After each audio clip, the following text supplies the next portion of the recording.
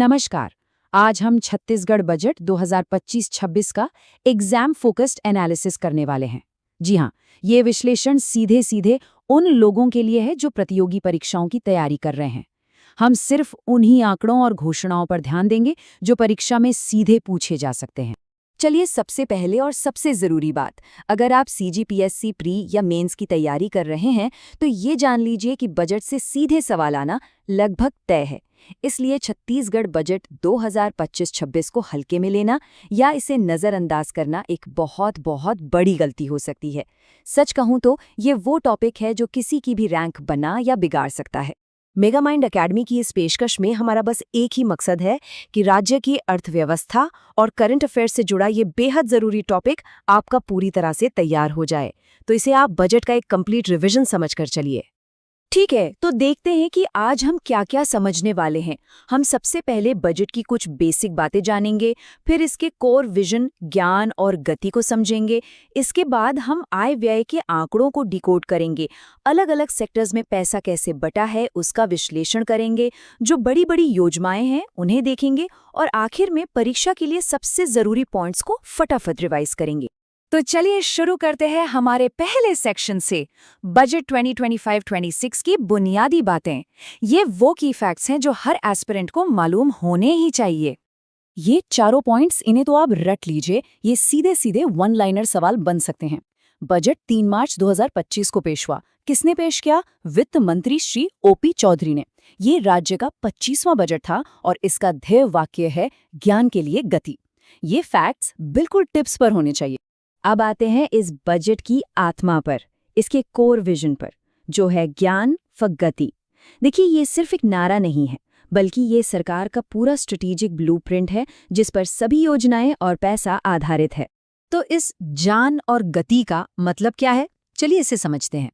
ज्ञान का फोकस है लाभार्थियों पर, यानी जी से गरीब, वाई से युवा, ए से अन्नदाता और एन से नारी। वहीं दूसरी तरफ गति है सरकार की स्ट्रैटेजी, यानी जी से गुड गवर्नेंस, ए से एक्सेलरेटिंग इंफ्रास्ट्रक्चर, टी से टेक्नोलॉजी और आई से इंडस्ट्रियल ग्रोथ। तो ये जो 8 पॉइंट का फ्रेमवर्क है, यही पूरे बजट को दिशा देता है।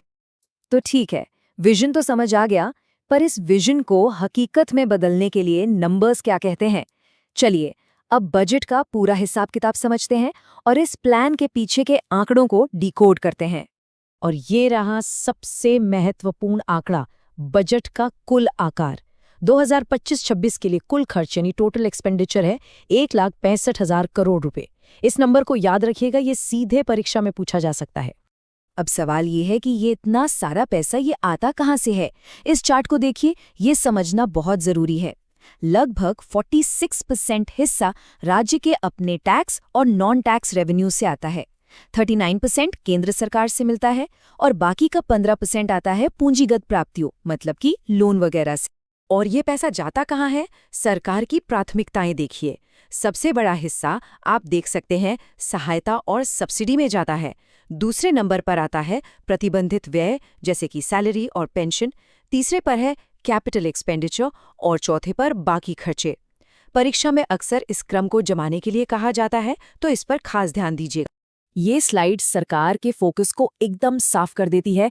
कैपिटल एक्सपेंडिचर मतलब कि रोड, ब्रिज, स्कूल जैसे लॉन्ग टर्म एसेट्स बनाने पर जो खर्च होता है वो कुल बजट का 18% है, जो कि है 26,341 करोड़ रुपए।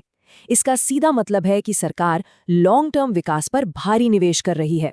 ये 18% का आंकड़ा बहुत बहुत जरूरी है। अब बात करते हैं राजकोषीय घाटे की, यानी फिस्कल डेफिसिट की। ये जीएसडीपी का 2.97% है।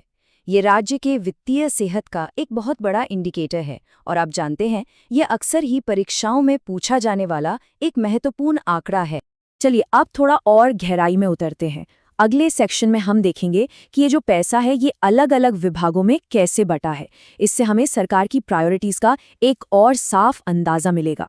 इस टेबल से तो तस्वीर बिल्कुल साफ हो जाती है ना? देखिए, सबसे ज्यादा पैसा मिला है स्कूली शिक्षा विभाग को, लगभग 21,356 करोड़ रुपए, जो कुल बजट का करीब 12% है। इसके बाद पंचायत और कृषि विभाग का नंबर आता है, वहीं अगर हम देखें कि सबसे कम आवंटन किसे मिला, तो उसमें वन, राजस्व और जल संसाधन जैसे विभाग हैं, जिन्हें लगभग 2% हिस्सा मिला है। अगर आप सीजीपीएससी या व्यापम की सीरियस प्रिपरेशन कर रहे हैं, तो इस जानकारी को जरूर नोट कर लें। और हाँ, इस विश्लेषण को लाइक करना न भूलें। इन आंकड़ों से ये साफ पता चलता है कि सरकार का जोर शिक्षा और ग्रामीण विकास जैसे बुनियादी क्षेत्रों पर है, जो सीधे सीधे जीएन विजन के लाभार्थियों से जुड़ते हैं। अच्छा, अब बात करते हैं उन योजनाओं और घोषणाओं की जो सच में गेम चेंजर साबित हो सकती हैं। ये बजट का वो हिस्सा है जहां से डायरेक्ट सवाल बनते ही बनते हैं।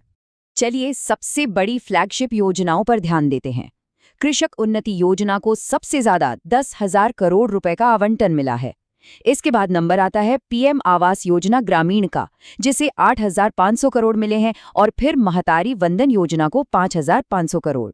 ये टॉप 3 आवंटन परीक्षा के लिए बहुत ही ज्यादा जरूरी हैं। और हाँ, जल जीवन मिशन जैसी दूसरी योजनाओं के आंकड़े भी ध्यान में रखने लायक हैं। इस बजट में कुछ बड़ी नई घोषणाएं भी हुई हैं, जैसे कि पीएम सूर्यघर योजना के तहत 300 यूनिट तक मुफ्त बिजली का प्रावधान है।